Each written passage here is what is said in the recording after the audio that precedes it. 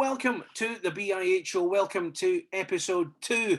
The Elite Series is well underway and we've got some great guests lined up for you. First up is Liam Kirk, back with the Sheffield Steelers, getting his first goals after over 1,000 days. Liam tells us what it's been like in the Steelers camp and working with Aaron Fox. Chris Ellis joins us as well, the media officer for Ice Hockey UK, covering the series from the Nottingham Panthers' point of view for BBC Radio Nottingham. And also coming up, Manchester Storm forward Ciaran Long, a big year for him. Could he be included in the GB World Championship squad? Well, he's certainly making a good case for it. We'll get some thoughts from him after the first few games of the competition. I'm Craig Anderson. Enjoy the show. First up, here's Liam Kirk.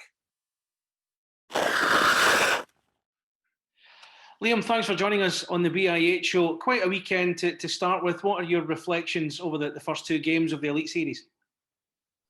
Yeah, I mean, it was obviously we had Nottingham on the Saturday, and it was a good game for us. We came out on top in the end, and it was definitely a good one to start with. Lots of battles and a quick pace, and then obviously it was just a quick turnaround to the game against Manchester on Sunday. Obviously, with the Nottingham one being delayed by an hour, and then we travelling back and forth. It was, I think the guys were tired to start off with, and we came out with I think we played well. I think we dominated the whole game, to be honest. But they had 5 scoring chances and scored on 5 of them. So I think we need to be better defensively and finish games, on the right end of the result. I was going to ask you about the delay on Saturday. Of course, the streaming issues meant that that obviously it caused that. How frustrating was it to be in that position where you're just dying to get on the ice and get playing, and obviously something like that's going on in the background? Was there frustration? Yeah, I think we were understanding of the situation. It wasn't expected, but the tough thing is you're playing off adrenaline. You've just gone out, had a warm up, and you're ready to go. Quick meeting, and you're usually on the ice, and all that adrenaline, and your legs are fresh and everything. But obviously with the delay, it was just kind of, we had no set time. It was kind of like 15 minutes, 30 minutes, 45. Okay, we're going at 8 kind of thing. So, we were never kind of had that time to prepare mentally. It was like, okay, 5 minutes and we're going. And obviously our legs by that time have kind of seized up, I guess you can say, or, they're not firing. So I think it just took us a time to get into our stride, and, it's just one of the things that happened. And I know the team are doing great with the production. I'm sure they've got a lot of work to be doing, and stuff like that can happen. So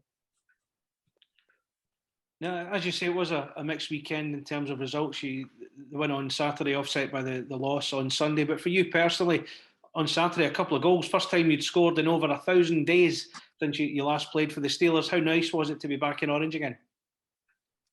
Yeah, it was good. Like I said before, it's obviously something that I didn't expect to happen so soon. But obviously with the situation, I think certain things fell into place, and I am glad that I'm back with Sheffield for this Elite Series. And yeah, it was good. I think obviously I'm a different player now to what I was 1,000 days ago. But it was nice, obviously, to get that first couple and get off to a winning start on the Saturday. And we want more of the good results as we go on in this tournament.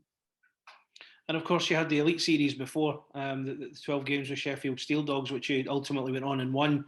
And you said yourself you're a different player from what you were before you went out to North America. How much did the Spring Cup help you coming into the Elite Series now in terms of fitness, in terms of match sharpness as well? Yeah, I think it's obviously it's a different pace. The Elite Series is a lot quicker, but the Spring Cup was huge for obviously those Brits that are aiming to play at the World Championships, just to get our feet going again. The level was better than what it usually is, with a lot of players from the Elite League playing in it, and GB international players as well. So you just get your feet going again, kind of find your feet. You'll feel the feel for the puck again, and just all the things that you need to be doing constantly, and all that stuff that you miss out on when obviously the COVID situation and the time away from the game. It was really important for us, and I had a great time as well, and made lots of memories from it as well. So obviously it was really fun to play in. I want to ask about working with Aaron Fox. He said a lot of good, positive things about you. Obviously, the stuff about you signing for the club as well prior to the draft. How are you enjoying working with Aaron? How does he compare with some of the other coaches you work with in terms of his intensity, what he's like in a one-on-one relationship? Yeah, I mean, obviously, I skated when Foxy first came in. I usually skate with the Steelers before I went back out to Peterborough and do a week or two of their camp. So he skated a little bit in the summer as well last year before we left. So we kind of know of each other, and it's the first time we've worked together properly. And I'm used to his coaching style. He plays pretty similar to the one that Willie played back in Peterborough. So I'm kind of used to it.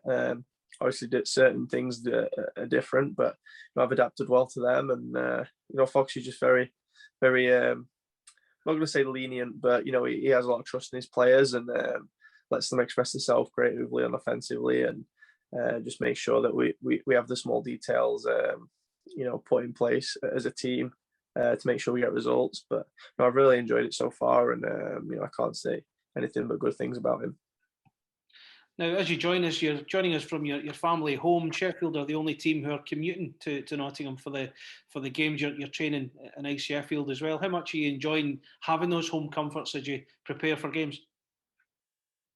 Yeah, it's nice. Obviously, there's pros and cons to being at home and not being in the hotel, obviously, with the travel and stuff like that. But we get the opportunity, like I said, to come home, sleep in our own beds, have cooked meals that are made by ourselves, etc., and all over little things. And we get to practice out of Sheffield as well. And it's nice. You don't feel like you're kind of like trapped in a hotel in a sense or anything like that. You just kind of feels like a regular season, just with a lot of away games. Now, tell us about some of the guys you are playing with. Obviously, there's a lot of familiar faces from your point of view. Jonathan Phillips, David Phillips, Matthew Myers has joined you on the Sheffield team as well. But certainly the Norwegian guys that have come in, you've got Adrian Danielson who's come in, Sondra Alden as well. What's it like, the different cultures, the different sort of nationalities all integrating? What's that been like? Yeah, it's not been a problem really. The elite leagues usually full of imports, and obviously it's less, which is I think it's nice to see. We get more younger Brits playing and showing what they can do. But yeah, it's been fine. All the guys are great. We all get on pretty well, and it's a good locker room to be in. So yeah, it's nothing out the ordinary really. Just obviously I think everyone's settled in pretty well.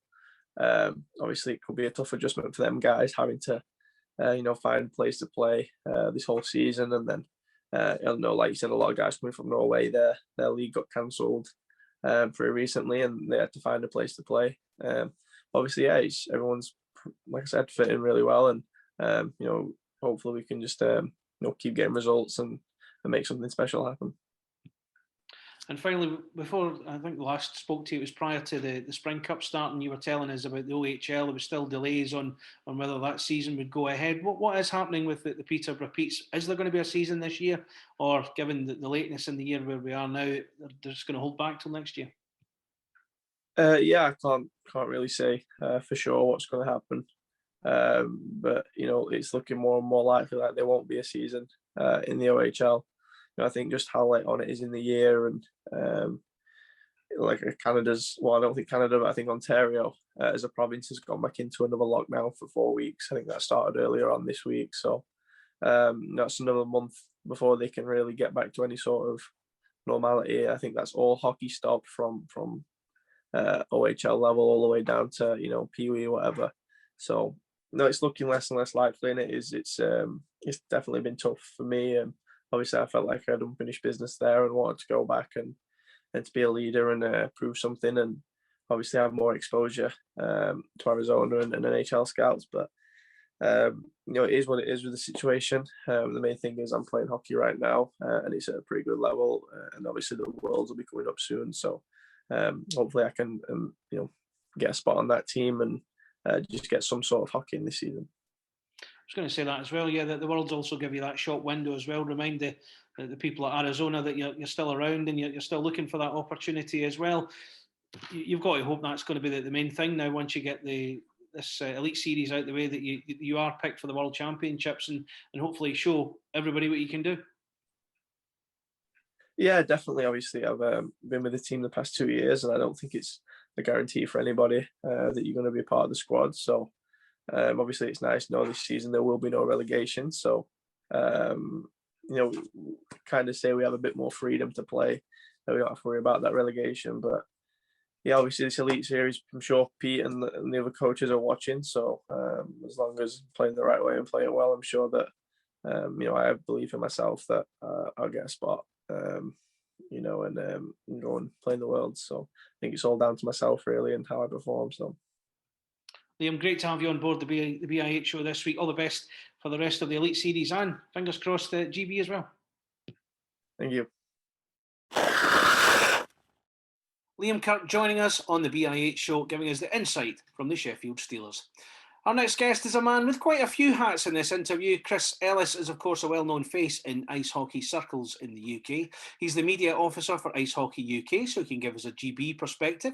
He's also covering the Nottingham Panthers for BBC Radio Nottingham, so he gives us a bit of a Panthers perspective. And because he's a media guy, we thought we'd get a media view as well. No better than the man himself to come on and talk to us. Here's Chris Ellis. The other hats as well. Chris, thanks for joining us on the show. The Elite Series well and truly underway. What have you made of the action so far? I think it's been brilliant, hasn't it? And how close have the games been? There's been no real blowout so far. I guess the biggest one you could talk about was maybe Coventry beating the Nottingham Panthers, where Nottingham were just a bit sluggish in the first period and then, only started to get going in the second period. But, we've had overtime, we've had goals in the last minute. And I think the quality has been good. I did think, and I did say this on the Panthers podcast with the two Dams, that I think I expected more goals than we've had. I mean, some games have been high scoring. I think I expected more sort of 7-6, 6-5 games while teams felt each other up. But maybe that's not doing enough credit to the netminders. And there's been some quality netminding in the series so far. So I think it's been a great start. And if someone said after what 3 games for some teams, a couple for another, who's going to win? I think it's really hard. It's been a great start, and all 4 teams have shown signs of promise. So let's have the Panthers hat on for a few minutes then, and look at the squad that they've got. As you said, that 1 or 2 performances have been a bit slightly below par, but I think you can put that down to cobwebs and getting their feet back again. They got the victory as we record this. They got the victory last night against the Manchester Storm. Which players have stood out for you so far from what you've seen of the Panthers team? Yeah, it's been a little sluggish start for the Panthers. I mean, Panthers fans will know from last season under Tim Wallace, they had a sluggish start, and then they were one of the informed teams, the most formed teams for the last 3 or 4 months of the season. Unfortunately for Tim Wallace, he perhaps doesn't have sort of 12, 14 games to get it right, although, each team will make the playoff semi-finals. So, there'll be a lot of tinkering from all coaches. I mean, quite a few players have impressed me, but I think, I'm going to talk from a Great Britain perspective to start off with. And I've seen a few people talking about Liam Stenton, and he was a player who I was very excited when Panthers signed. I've seen a bit of him in the GB junior program. I know his head coach in Solway very well, Martin Gruber, a guy I'm sure you know as well. And he was very excited. The Solway organisation was very excited when Liam Stenton signed for the Panthers. And for a guy that's only played for a handful of a team that you know well, Craig, in Glasgow, just on 10 occasions, you'll correct me if I'm wrong, something like that. Yeah. I think Liam's done really well, and he's been paired as well. And I think this is interesting with another young player, Josh Tetlow, who I think is getting more right. Well, he is getting more ice time, and I think that's good for the Panthers because they've lacked a bit of British depth since the departure of Jonathan Weaver years ago. More recently, Stevie Lee, Danny Myers before that. So I think they've been looking for a go-to British defenseman, and Tetlow's been getting more ice time, as time has gone on. So I do think that I've been impressed with him, and he's shown a lot of, promise, and he'll only get better with the more ice time he gets. So from a British point of view, Robert Lakovic is an easy one to say, but I felt Panthers missed him in their 3-1 defeat to Coventry, and you could see what he brought. He brought some great penalty killing. He's adapted as an offensive forward to one that's more defensive in his later years, and he just works well on those defensive lines. And you could see how much better Panthers were with him in his lineup on Tuesday. And then if I go for somebody maybe at the top end, and an easy one again though, but Kevin Deming, again, another player that is is young, I guess, in comparative terms, in the sense that this is only his first year as a pro. You know, he played with the Tulsa Oilers for a few games this season, but he's really looked at home, and you know, he's the type of player that maybe Guy Doucette and Tim Wallace thought, well, we'll take a risk on it and see how it goes. And so far, he's doing very well so far. But this, you know, Panthers haven't been firing by any means on all cylinders, but from a Panthers point of view, there's some good signs there. One player that's kind of stood out for me in the early games, Austin Cangelosi, again, one of the trio that came from Lillehammer. And we mentioned him as one of the 6 imports to watch in British ice hockey last week. I think he's made a bit of an impression as well.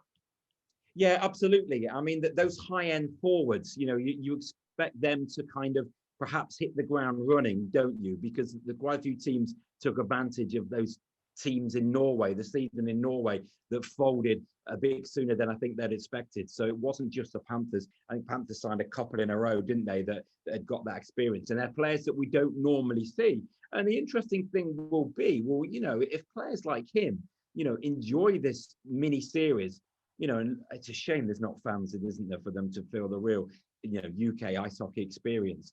But there's a number of players here who, yes, have been playing in higher leagues, and maybe their future does lie in those higher leagues. But the Elite League is getting better and better and attracting some top quality players. So, you know, I'll be intrigued to see how many clubs hang on to those players that they perhaps might not have had come their way, you know, in a previous season, but the dice just fell right for them. But yeah, he's another one. And you know, some of the Panthers' top end imports on paper maybe have taken a bit of time to get firing. But you're right, Craig. He has been one of the ones that has impressed.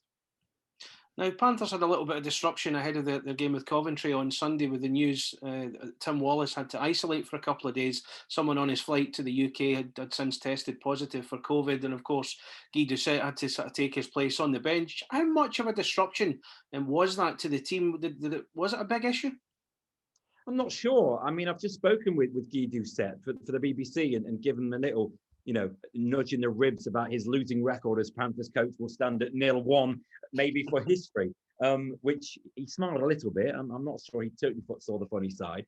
But yeah, I mean, it was tough for Guy. I mean, Guy is, you know, he should, let's be honest, we all know he should still really be a player. What a tremendous talent, and, you know, and what a great player. And it's crazy that he's not playing, but he's taken this director of hockey role. You know, he's a great business person with a business hat on, so he's great on the ice and off the ice. And I suppose, I mean, you know, it's a question I can only really answer from the outside. You perhaps have to ask somebody inside that Panthers inner circle. Can't have been easy for them. You know, they and again, I can speak for what Guy said. They had a means of communicating during the game, but really the game was so intense that most of the communicating was done in the breaks. So it's going to be hard, you know, when a head coach is thrown out of a game and maybe misses a couple of games. You know, I don't think it's a very easy thing. But you know, you had experience on that Panthers bench. Guy Doucette is a very experienced hockey player. The GB goaltending coach Ewan King, he was on that bench as well. So there's experience there. Mark Matheson, the assistant coach, the player assistant coach.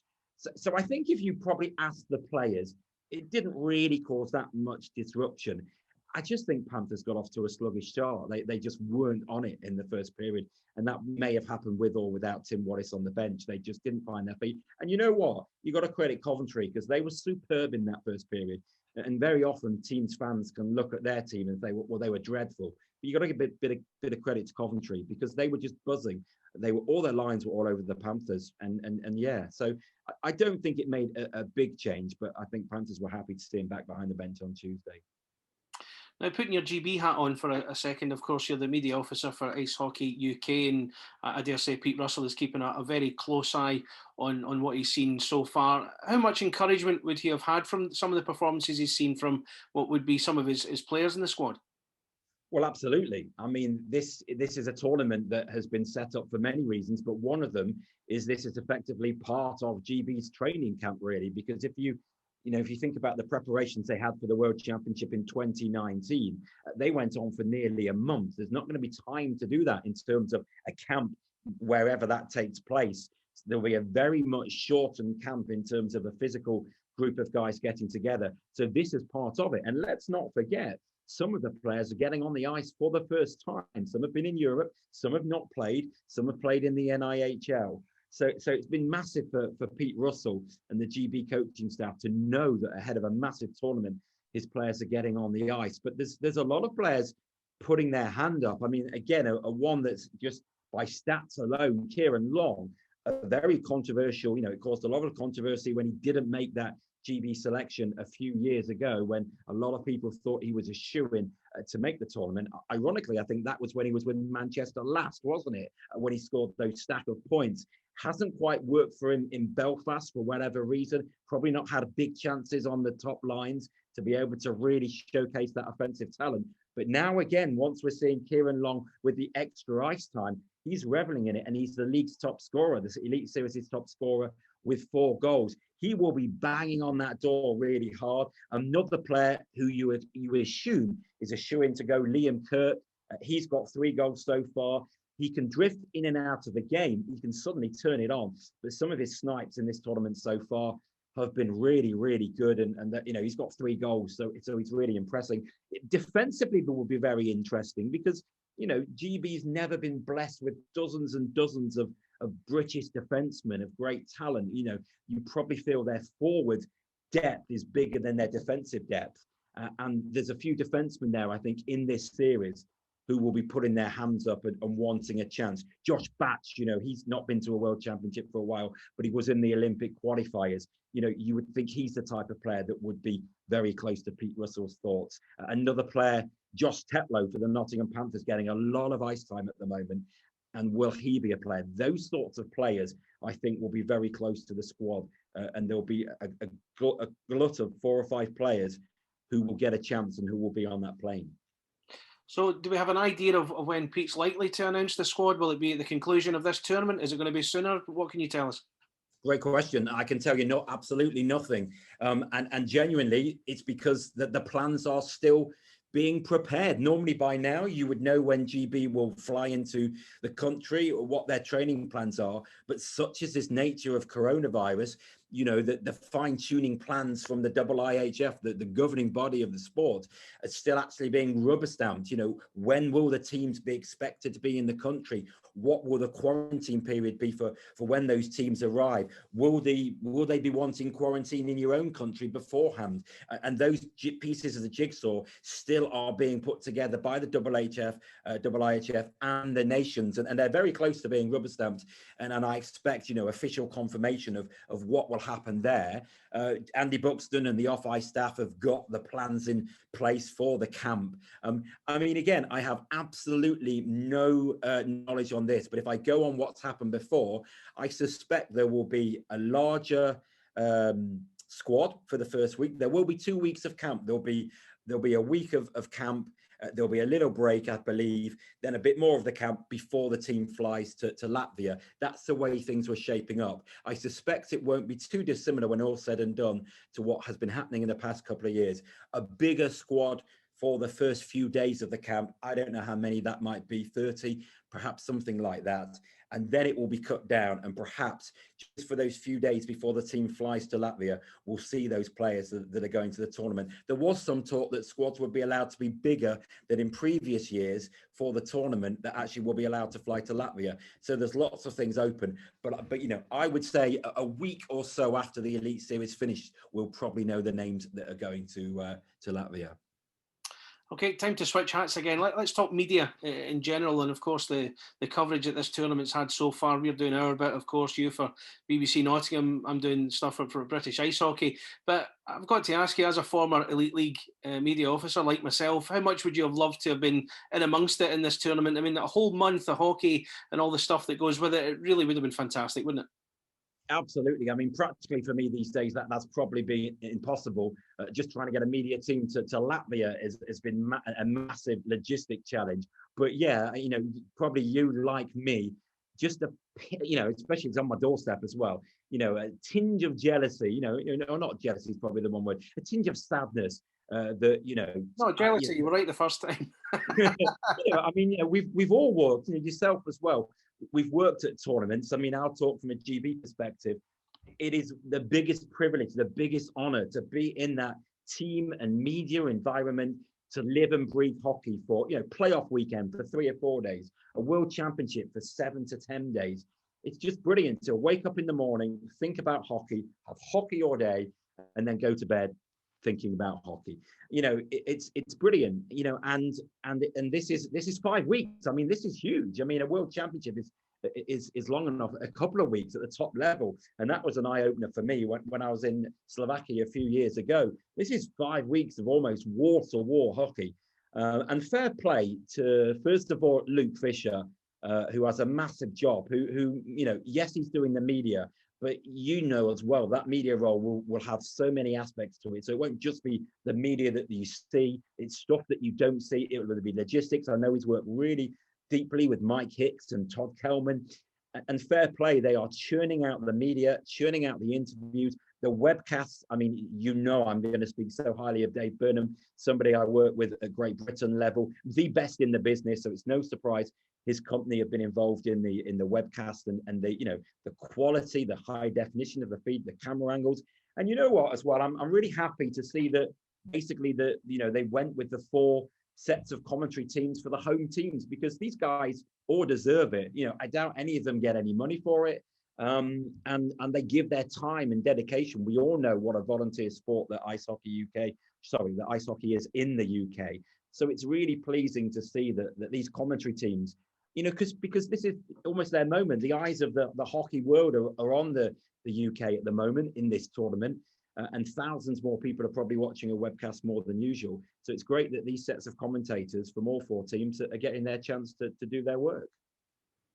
Well, just before we go, Chris, we've talked about the Panthers quite a bit, about how the first few games have started. How do you see the rest of the tournament going for them? The guys will get sharper as the weeks go on as well. Is it going to be a close one between them and Sheffield and other teams?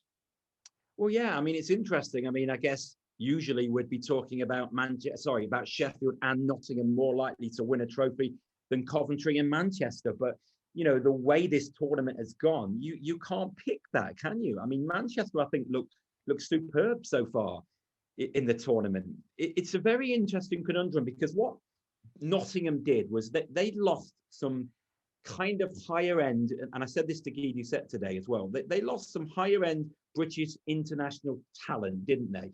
Would they have picked up perhaps Ben Lake or Mike Hammond, Matthew Myers, if they hadn't have juggled around with their draft picks to get Ben Bounds?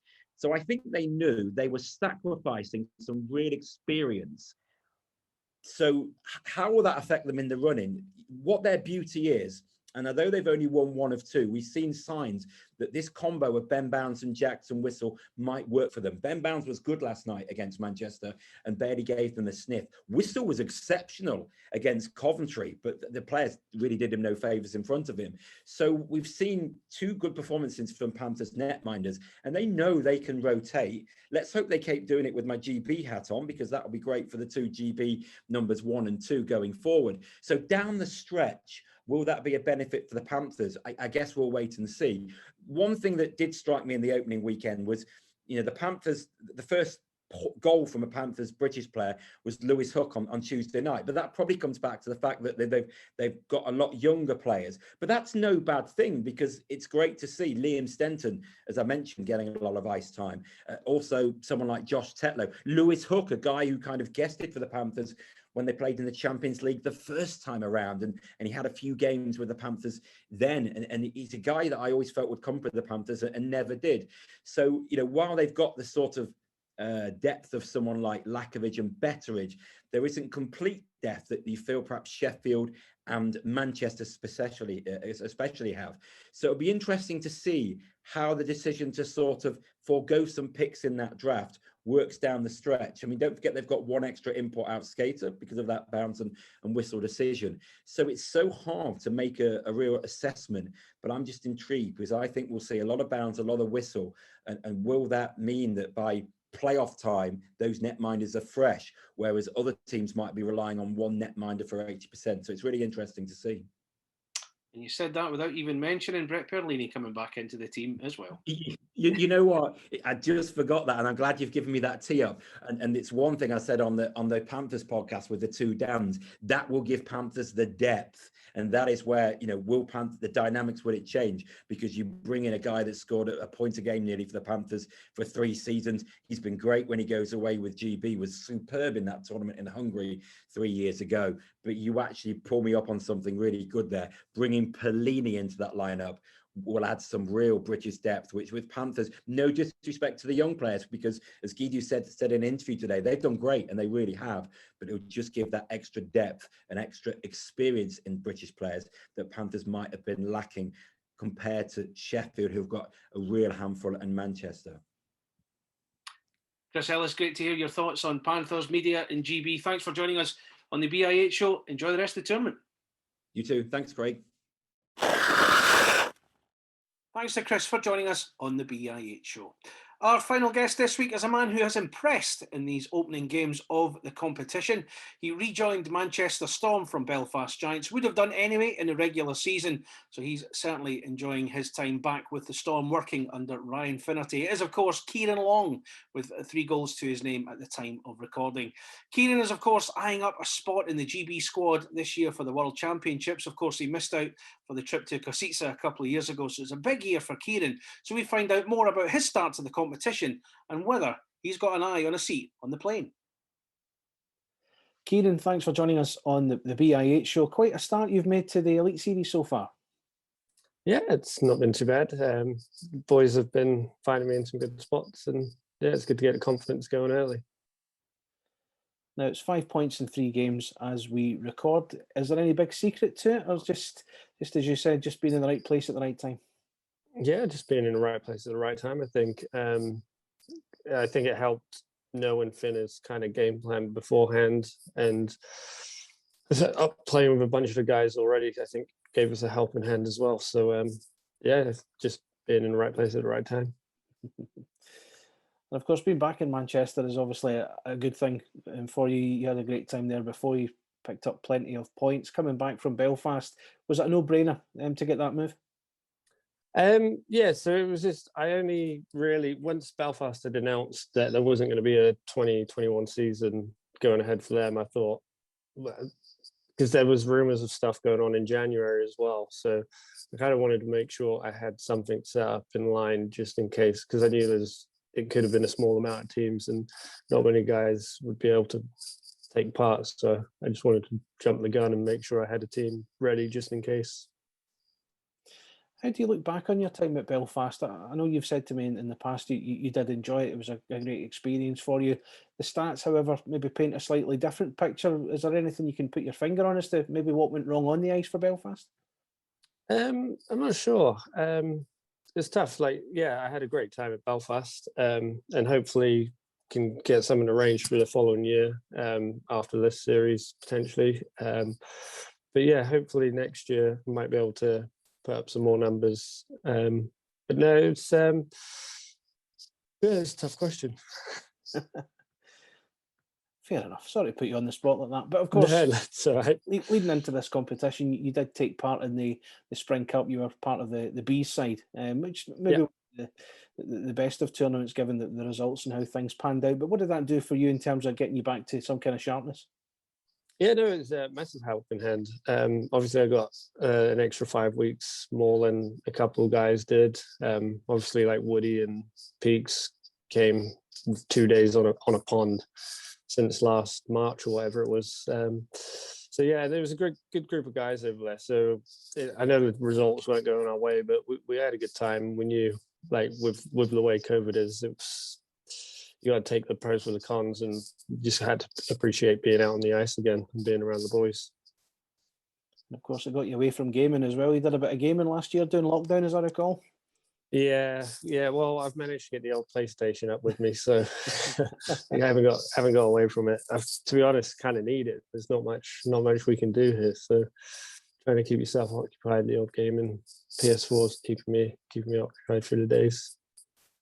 Excellent. Now, talk to me about the first 3 games. You've had 3 games, of course, now that we're recording this. 2 victories and a loss. What's it been like being part of that team? I get the feeling the core of the team being full of Brits. It's been a great help to everybody involved. Oh, we've lost you. Oh, yeah, coming back. There you go. Yeah, yeah, no, it's good. A lot of us have already played for Finnish, so that's obviously a big help as well. And all the Brits pretty much know one another from playing against each other as kids or growing up playing together. Yes, we do have a really good room. First couple of games went really well for us, went to plan, and then the last game we were unfortunate. I think we did enough to get the win. We just missed out on a couple little bounces, and I think we just weren't opportunistic, I think, in that last game, and then just took the loss at 3-1, I guess.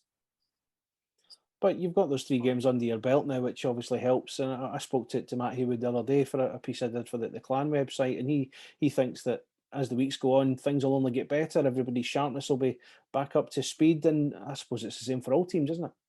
Yeah, no, definitely. I think, as Woody said, I think the longer list goes on, the quicker most of us are going. Sorry about that. That's all right. Yeah, the longer list goes on, the more the boys are going to get better in shape, and things will be a lot sharper. So yeah, it should be exciting leading up to these next few weeks just before playoffs. Now you talk about playoffs, but I think there's another reason why you're keen to do as much as you can this competition. Of course, there's the carrot of the World Championships in Latvia coming up, and it's well documented. You missed out on the trip to Slovakia a couple of years ago, Ciaran. How big an incentive is this for you, really, to get in Pete Russell's thinking? Yeah, it's a massive incentive. Obviously, I've said before, it's one of the biggest dreams, playing hockey for your country. I don't think there's any prouder moment you could possibly get. Yeah, so just try and work as hard as I can and try to put up some numbers and show what I can do and see what happens. That's all I can do. Is it a big motivation for you, this competition? Is that the very thing that's driving you this tournament so far? Yeah, I think it's a big help. I think with COVID being around and the whole, like, everyone in GB not being able to play, I know a few guys went abroad. I think it's giving it more of a level playing field kind of thing. So I think, if anything to go by, you would presume guys in form would be looked up quite highly. So hopefully I can keep my form going through this tournament and see what happens at the end of it.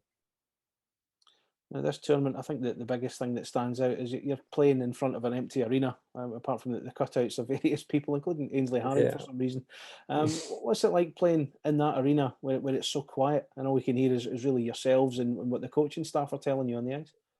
Yeah, no, it's not actually that odd. You don't really notice it as much as you would expect. It's the warm-ups that get you. You don't really. There's obviously nobody about, and I got used to it 3 to 5 weeks playing in the national series. But I remember stepping out on the ice for that first warm-up and just looking around and being like, "Are we about to play a hockey game? This is odd." But yeah, once you're out there, once pucks drop for the game, everybody's concentrating on winning that game, and you don't notice it as much. But there's times during a game you could do with them for that extra boost as well. So like against Nottingham, it would have been nice to hear the old fans getting behind us, because they are like a sixth man out there, to be honest. And that is one of the big things you miss about having fans at the arena. So, of course, back to the 2 victories, you got them both in, let's say, quite dramatic circumstances. The Ben Lake's overtime winner on Saturday, and then the last minute from Max Fortier on the game on Sunday. Does that show the character that this Manchester Storm team has in this competition? Yeah, definitely. And I think this is massive box for us to build on. We had planned to leave them late, keep the fans excited on the edge of the seats, so they can keep buying these streams. No, I would have preferred to have ended them earlier. But yeah, no, I think it's good character building. And the third period against Nottingham, even though we lost, we all pushed as hard as we could, and we were unfortunate about not getting any goals past boundary. So 5 points on the board already, Ciaran. Have you set a target already, or is that something you like to keep to yourself, or have you just not bothered? No, I haven't even thought about it, to be honest. I just keep doing what I'm doing and just keep working as hard as I can and see what happens at the end of the day. And of course, how much entertainment are the fans getting, do you think, from watching these games? Not just Manchester games, of course, talking about the last gasp nature of the victories. Overall, I think that the tournament's been going down quite well. What have you made of what you've seen online? Yeah, no, I think it's really good. Obviously, with all the 4 teams going through the draft system, I think that was a huge help of making this a lot more competitive. So yeah, I think it could be anyone's cup coming towards that playoffs. So there'll be a lot of excitement leading up to it. Fantastic. Ciaran, thank you so much for joining us on the BIH show. Best of luck for the rest of the tournament, and fingers crossed, maybe a place for you in the GB squad as well. Yeah, fingers crossed. Thanks for having me.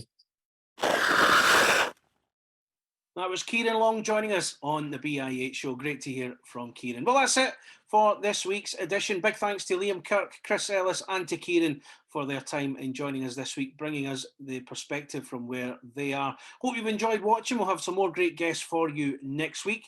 Don't forget, all the latest news from the Elite Series is up on the British Ice Hockey website, britishicehockey.co.uk.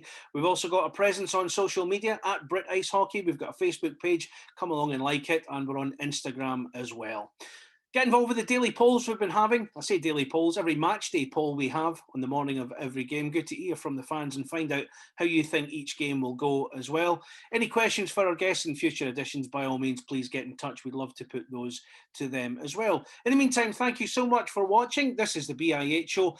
It's also available as an audio podcast, so get onto your podcast provider, search for British Ice Hockey, and it'll be right there waiting for you. In the meantime, thank you for watching. I'm Craig Anderson. We'll be back with another edition of the BIH show next week. Stay safe. We'll talk soon. Bye for now.